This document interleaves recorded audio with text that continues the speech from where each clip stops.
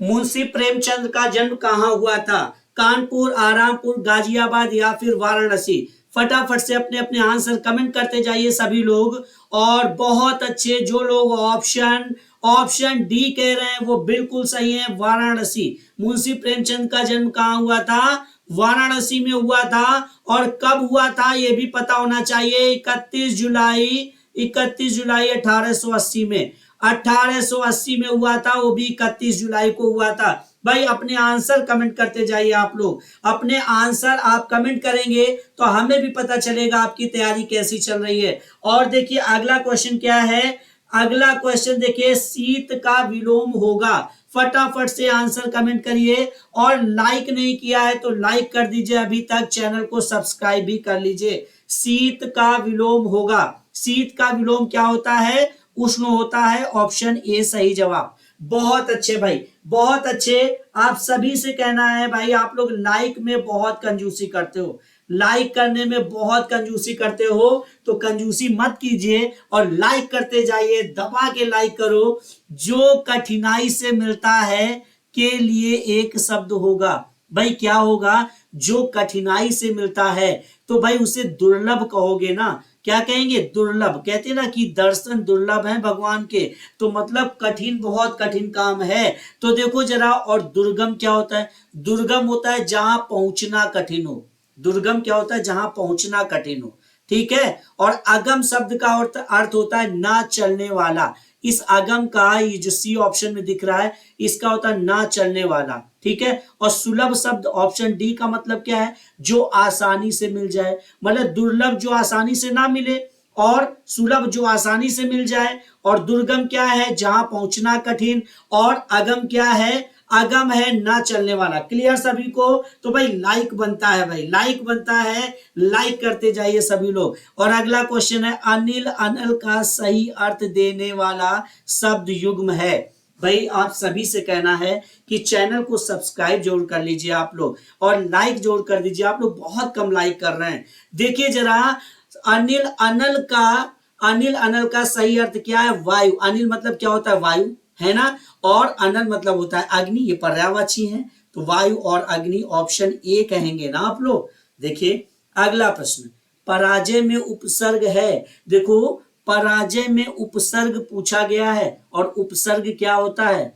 उपसर्ग क्या होता है? जो शब्द के शुरुआत में जोड़ा जाए, है ना, और प्रत्यय जो लास्ट में जोड़ा जाए। तो यहां तो उपसर्ग पूछा जा रहा है। तो पराजय में क्या होगा? देखो परा, परा, ऑप्शन सी सही जवाब है। ठीक है, ऑप्शन सी को टिक करेंगे आप लोग। देखो लिखावट में प्रत्यय है, तो अब प्रत्यय क्या होता है? लास्ट में जो जोड़ा जाए। तो लिखावट में आवट निकल रहा है ना, तो आवट क्या होगा? लास्ट में आवट निकल रहा है, तो ऑप्शन डी सही जवाब। क्लियर सभी को? सभी को क्लियर है तो कमेंट करते जाइए भाई सभी लोग कि हाँ भाई समझ में आ रहा है। और अपने आंसर भी कमेंट करते जाइए। देखिए अगला प्रश्न है, महोत्सव का संधि विच्छेद है। तो महोत्सव का संधि विच्छेद क्या होगा? महाधन उत्सव। महाधन उत्सव, ऑप्शन बी सही जवाब। क्लियर? ऑप्शन बी सही जवाब होगा। अगला प्रश्न देख लो, मैंने घर जाना था। मैंने घर जाना था वाक्य में अशुद्ध अंश है। भाई अशुद्ध क्या है? देखो यहां क्या कह रहा, मैंने घर जाना था, ये नहीं होता है। मुझे घर जाना था, ये होना चाहिए। तो ये मैंने ही गलत है ना। तो ऑप्शन ए को ही आप टिक करेंगे, ऑप्शन ए मैंने। क्लियर सभी को? अगला प्रश्न देख लो भाई। भाई लाइक नहीं कर रहे हो आप लोग, है ना। आप लोग लाइक करने में इतनी कंजूसी क्यों करते हैं? देखिए भाई, पुस्तक पढ़ी जाती है में कौन सा वाच्य है? तो देखो जिन लोगों ने अभी तक लाइक नहीं किया है वो लोग लाइक जरूर कर दीजिए। आप कहेंगे सर लाइक करने के लिए बहुत कहते हैं, क्या करूं, आप लोग अपने आप से करते ही नहीं है। तो सर को ही कहना पड़ता है, क्योंकि आपके लिए इतनी मेहनत कर रहा हूं और फिर भी अगर एक लाइक नहीं दे सकते आप लोग, तो फिर कैसे मुझे अच्छा लगेगा बताइए। तो बस लाइक बढ़ाते जाओ और मैं आपके लिए एक से बढ़कर एक क्वेश्चन लाता जाऊंगा। ठीक है। तो देखो भाई, पुस्तक पढ़ी जाती है में क्या होगा? में कर्मवाच्य है। क्यों भाई? पुस्तक पढ़ी जाती, कर्म करने का काम किया जा रहा है। क्लियर? निम्न में से अव्यय है। अब इसमें अव्यय ढूंढना है। जल्दी से बताइए, जल्दी से बताइए अव्यय। देखो भाई, अव्यय क्या होता है? जिन शब्दों के रूप में लिंग, वचन, कारक किसी के कारण कोई परिवर्तन ही ना हो, वही तो अव्यय होता है। ठीक है, जिसे अविकारी शब्द भी कहे। अव्यय को क्या कहा जाता है? अविकारी, अविकारी भी कहा जाता है ना। क्लियर? तो ये और है अव्यय। ऑप्शन डी, ऑप्शन डी सही जवाब होगा। ठीक है, अगला देखो, दूध का धुला होना मुहावरे का अर्थ है। तो दूध का धुला होना मतलब, दूध का धुला होना मतलब निर्दोष होना, निर्दोष होना। ऑप्शन ए सही जवाब। ठीक है, नेक्स्ट देख लो, जिसकी लाठी उसकी भैंस, जिसकी लाठी उसकी भैंस, लोकोक्ति का सही अर्थ क्या है? जिसकी लाठी उसकी भैंस, लोकोक्ति का सही अर्थ जल्दी से बताओ भाई, जल्दी से बताइए। देखो क्वेश्चन दिख रहा है ना आप लोगों को, जिसकी लाठी उसकी भैंस, लोकोक्ति का सही अर्थ ऑप्शन बी होगा, शक्ति संपन्न आदमी अपना काम बना लेता है। कह देते हैं ना लोग, जिसकी लाठी उसकी भैंस, है ना? तो बिल्कुल। नेक्स्ट क्वेश्चन, वीर रस का स्थायी भाव है। क्या है भाई वीर रस का स्थायी भाव? जल्दी से बताओ भाई। वीर रस का स्थायी भाव होता है उत्साह। ऑप्शन डी सही जवाब। क्लियर? अगला प्रश्न देखो भैया, निम्न में से कौन सा वर्ण अघोष है? जल्दी से बताओ भाई, कौन सा वर्ण अघोष है? जल्दी से बताइए, जल्दी से। बहुत बढ़िया, बिल्कुल ऑप्शन ए अघोष है। ठीक है, देखो जो हमारी, जो हम लिखते हैं ना देवनागरी लिपि, जो हम लोग सिस्टम से लिखते हैं, का, गा, गा, ये सब लिखते हैं ना, तो इसमें स्टार्टिंग के दो वर्ड क्या होते हैं? अघोष, और लास्ट वाले घोष। क्लियर? तो का और खा क्या होगा? का और खा अघोष, और उसके बाद की लाइन घोष। फिर इसी तरह से अगर हम चा छा कहें तो चा और छा अघोष, और फिर उसके बाद वाले घोष। क्लियर? समझ आ गया? नेक्स्ट क्वेश्चन देख लो भाई, निम्न में से कौन सा शब्द स्त्रीलिंग है? इनमें से कौन सा स्त्रीलिंग है? तो देखो, रचना जो है ये स्त्रीलिंग है। क्लियर? चलिए, बहुत बढ़िया। बस सभी लाइक करते जाइए, सभी सभी से कहना है, बस लाइक करते जाइए आप लोग। निम्न में से कौन सा शब्द पुल्लिंग है? कौन सा शब्द पुल्लिंग है? तो देखो जरा, इच्छा, रक्षा, योग्यता, ये सभी पुल्लिंग नहीं, ये स्त्रीलिंग है। केवल राष्ट्र पुल्लिंग है। Option B. क्लियर? चलिए, नेक्स्ट क्वेश्चन देख लो, भरत मुनि के रस सूत्र में निम्न में से किसका उल्लेख नहीं है? तो भरत मुनि के रस सूत्र में किसका उल्लेख नहीं है? ऑप्शन ए का स्थायी भाव का कोई उल्लेख नहीं है। याद रखना सभी लोग। ठीक है, अगला प्रश्न देखो, रे नप बालक काल बस, बोलत तोहि न संभार, धनु ही सम त्रिपुरारि धनु, विदित सकल संसार। उक्त पंक्तियों में कौन सा रस है? तो अब आप बताओ, यहां पर रे नृप बालक काल बस, परशुराम जी लक्ष्मण से क्या कह रहे हैं? गुस्से में हैं परशुराम जी, तो रौद्र रूप उनका दिख रहा है, मतलब रौद्र रस। क्लियर? Option C. अगला प्रश्न देखो, वनौषधि शब्द का संधि विच्छेद, वनौषधि शब्द का संधि विच्छेद है, क्या होगा? वनौषधि का बिल्कुल वन धन औषधि। ऑप्शन बी सही जवाब है। आ और ओ को मिला करके औ हो जाता है, तभी बनेगा वनौ। क्लियर? कैंची शब्द किस भाषा का है? बताइए, कैंची शब्द किस भाषा का है? जल्दी जल्दी से सभी जवाब दीजिए, फटाफट से जल्दी से आंसर कमेंट करिए। बिल्कुल कैंची शब्द जो है वो तुर्की भाषा का है। बहुत अच्छे भाई, भाई बहुत अच्छे। अगला प्रश्न देखो, ये निर्देश दिया गया है। सबसे पहले निर्देश क्या है? 21 से 25 तक मुद्रित वाक्यांश के भाव को सही शब्द में व्यक्त करने वाले विकल्प को चुनिए। ठीक है, अब जरा देख लो क्वेश्चन क्या है। अनुचित बात के लिए आग्रह, तो अनुचित बात के लिए आग्रह क्या होगा? दुराग्रह। Option D. क्लियर? बहुत ही अच्छे। अगला प्रश्न देख लो भाई, जो लोग इंद्रियों को वश में किया हुआ, भाई जिन लोगों ने लाइक नहीं किया है अभी तक, तो फिर आप लोगों से कहना चाहूंगा कि भाई लाइक कर दीजिए। आप लोग बस लाइक करते जाइए, बाकी तो मैं काम करवा रहा हूं ना। लाइक कर दीजिए और चैनल को सब्सक्राइब भी कर लीजिए। ठीक है, इंद्रियों को वश में किया हुआ क्या कहलाता है? जितेंद्रिय कहलाता है। ऑप्शन सी सही जवाब होगा, जितेंद्रिय। नेक्स्ट क्वेश्चन देखो, वह मनुष्य जिसकी पत्नी मर गई, तो जिसकी पत्नी मर गई उसे क्या कहा जाता है? उसे क्या कहा जाता है, जल्दी से बता दो। उसे विधुर कहा जाता है। ऑप्शन बी सही जवाब होगा, जिसकी पत्नी मर जाती है उसे विधुर कहा जाता है। रोंगटे खड़े करने वाला, भाई बताइए भाई, रोंगटे खड़े करने वाला क्या कहलाएगा? लोमहर्षक। ऑप्शन सी कहलाएगा, लोमहर्षक। क्लियर। अगला प्रश्न, वचन द्वारा जो कहा नहीं जा सकता, वचन द्वारा जो कहा नहीं जा सकता, जल्दी से बता दो भैया, वो क्या होगा?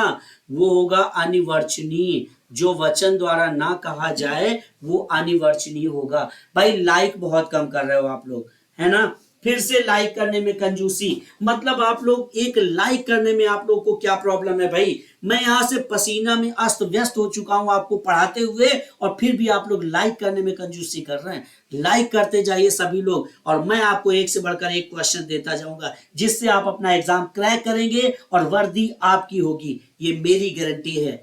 देखिए क्वेश्चन क्या है, दी गई कहावत के प्रचलित रूप का चयन कीजिए।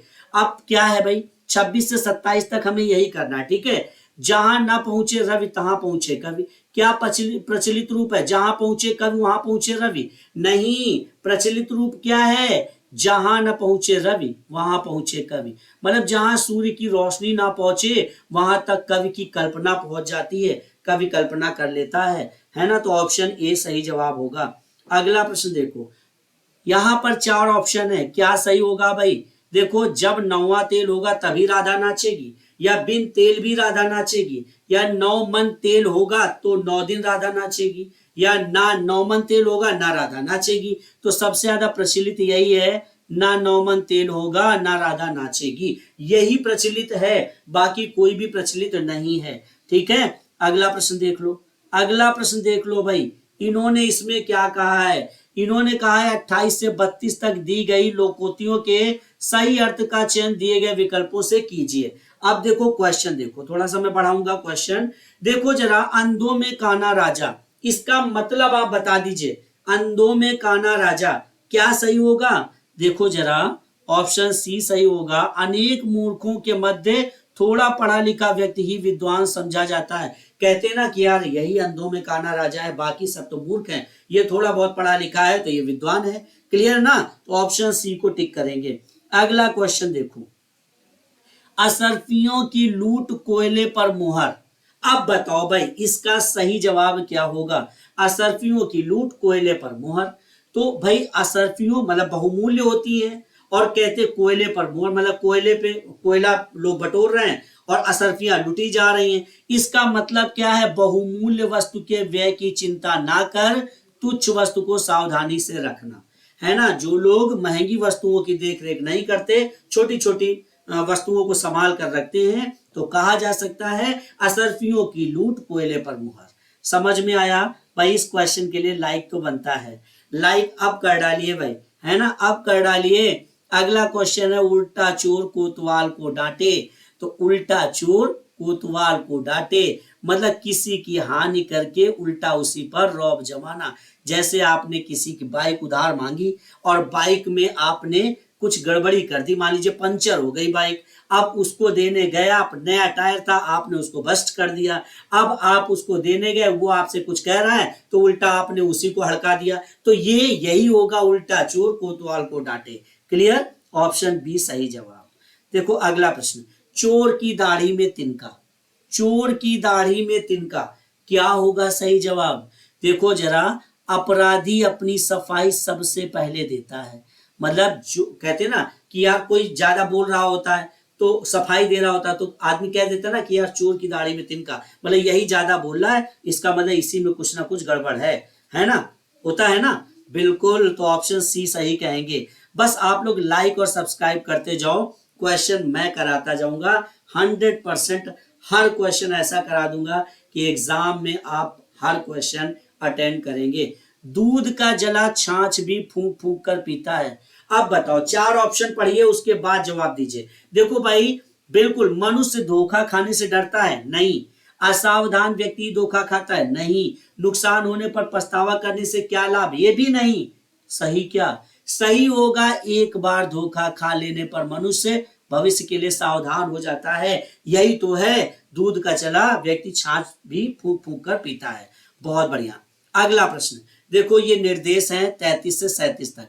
प्रत्येक मुहावरे के 4 विकल्प दिए गए हैं, इनमें से उचित विकल्प का चयन कीजिए। अब जरा देख लो मुहावरा, देखो क्या है, घी के चिराग जलाना। घी के चिराग जलाना मतलब कहते हैं घी के दिए जलाना, वही बात तो हो गई। तो घी के दिए कब जलाए जाते हैं, जब खुशियां मनाई जाती हैं।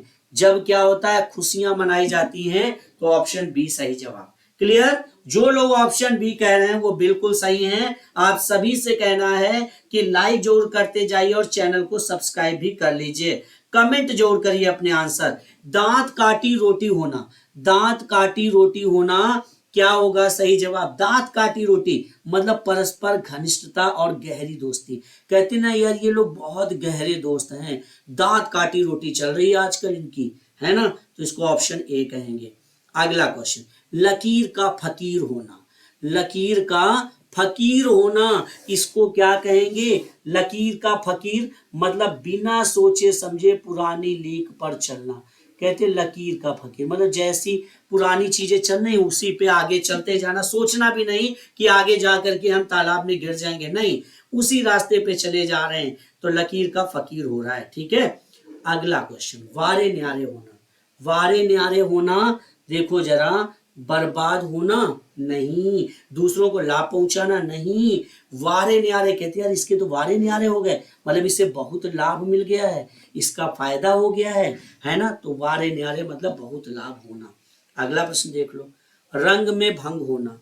रंग में भंग होना, रंग में भंग होना क्या होता है, मजा किरकिरा हो जाना।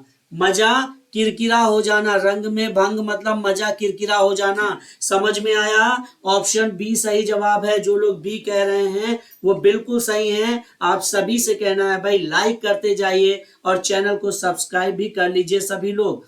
अगला प्रश्न देखो जरा, भाषा पर कबीर का जबरदस्त अधिकार था। क्वेश्चन शायद आपको नहीं दिख रहा, अब दिखेगा। भाषा पर कबीर का जबरदस्त अधिकार था, वह वाणी के डिटेक्टर थे। कथन किसका है, कथन किसका है, ये कथन किसका है, हजारी प्रसाद द्विवेदी का। किसका है, हजारी प्रसाद द्विवेदी का है। क्लियर। अगला प्रश्न देखो, अगला प्रश्न देखो, आवारा मसीहा के लेखक हैं। आवारा मसीहा के लेखक कौन है, फटाफट से बताओ। आवारा मसीहा के लेखक कौन है, जल्दी जल्दी से कमेंट करो सभी लोग। बिल्कुल विष्णु प्रभाकर, विष्णु प्रभाकर आवारा मसीहा के लेखक। क्लियर। चलिए अगला प्रश्न देखो भाई, वात्सल्य रस का प्रतिपादक ग्रंथ है कौन सा, जल्दी जल्दी से कमेंट करो सभी लोग, सभी लोग जल्दी जल्दी से कमेंट करिए। वात्सल्य रस का प्रतिपादक ग्रंथ है, क्या है, सूरसागर। ऑप्शन सी सही जवाब।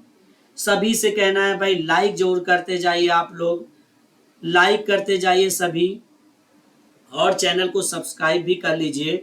अगला क्वेश्चन है, आचार्य केशवदास कठिन काव्य के प्रेत हैं कथन है, किसका है भाई, किसका है, आचार्य रामचंद्र शुक्ल का। ठीक है। नेक्स्ट क्वेश्चन देखो भाई, झांसी की रानी कविता के रचयिता, झांसी की रानी कविता के रचयिता देते हैं जवाब, बिल्कुल दूंगा। Option B Subhadra Kumari Chauhan. ये तो आंसर आप लोगों को कमेंट कर ही देना चाहिए था, है ना। चलिए कोई बात नहीं, बस लाइक करते जाइए, क्वेश्चन मैं कराता जाऊंगा, बस आप लोग लाइक करते जाओ। हिंदी वर्णमाला में छ त्र ज्ञ श क्या है, ये सब क्या है, जल्दी से बताओ भाई। ये सब संयुक्त व्यंजन है, क्या है, संयुक्त व्यंजन। दो या दो से अधिक व्यंजनों के मेल से जो बने होते हैं उन्हीं को तो संयुक्त व्यंजन कहते हैं, है ना। जैसे ये छ किससे बना है, का और स से बना है ना, है ना। तो ये संयुक्त व्यंजन है। क्लियर। चलिए प फ ब भ म वर्ण है, क्या है वर्ण, दंत तालव्य ओष्ठ या फिर कंठ, जल्दी से बताइए। प फ ब भ जो भी बोल रहे हो ना, इसमें आपके ओठ देखिए आपस में टच हो रहे हैं, मतलब ओष्ठ। ऑप्शन सी सही जवाब। क्लियर। नेक्स्ट क्वेश्चन देखो, अघोष अल्प प्राण व्यंजन है, जल्दी से बता दो। बिल्कुल, बहुत बढ़िया, जो लोग ऑप्शन ए कह रहे हैं वो बिल्कुल सही है। ठीक है, अघोष अल्प प्राण व्यंजन, मैंने बताया भी अघोष क्या होते हैं, का खा अघोष, चा छा अघोष, मतलब शुरुआत के जो वर्ण है ये अघोष है। ठीक है, अगला प्रश्न, शब्द भाषा की इकाई है। शब्द क्या है? शब्द भाषा की इकाई है। किस भाषा की? लघुत्तम, सार्थक, स्वतंत्र, ये सभी। ऑप्शन डी कहेंगे ये सभी। क्लियर सभी को? तत्सम उपसर्ग युक्त शब्द का चयन कीजिए। तत्सम उपसर्ग युक्त शब्द का चयन कीजिए, जल्दी से बताइए भाई, फटाफट से बताइए। ऑप्शन ए होगा उपाचार्य। तत्सम उपसर्ग युक्त जो शब्द संस्कृत से हिंदी में बिना परिवर्तन किए अपना लिए जाते हैं वही तो होते हैं तत्सम। ठीक है ना, समझ में आया? बिल्कुल। अगला प्रश्न, देशज प्रत्यय युक्त शब्द का चयन कीजिए। देशज प्रत्यय युक्त शब्द का चयन कीजिए, जल्दी से बताइए भाई। बिल्कुल, देशज। भुलक्कड़, बहुत अच्छे, जो लोग सी कह रहे हैं वो बिल्कुल सही है। Very good. अगले प्रश्न की ओर चलते हैं भाई, अगले प्रश्न की ओर चलते हैं। समूहवाची शब्द का चयन कीजिए। समूहवाची शब्द, देखो सेना ही तो समूहवाची है, तो ऑप्शन सी को कहेंगे ना आप। अगला प्रश्न देखो भाई, अगला प्रश्न देखो, निशा शब्द का अर्थ नहीं है। निशा शब्द का अर्थ नहीं है, क्या नहीं है? यामिनी होता है ना, विभावरी भी होता है, निश भी होता है। निशा का अर्थ जल्दी से बताइए। बिल्कुल, कामिनी नहीं होता। ऑप्शन डी सही जवाब। ठीक है, ऑप्शन डी सही जवाब है भाई। जिन लोगों ने लाइक नहीं किया वो लोग लाइक करते जाइए भाई आप लोग, और चैनल को सब्सक्राइब करिए फटाफट से।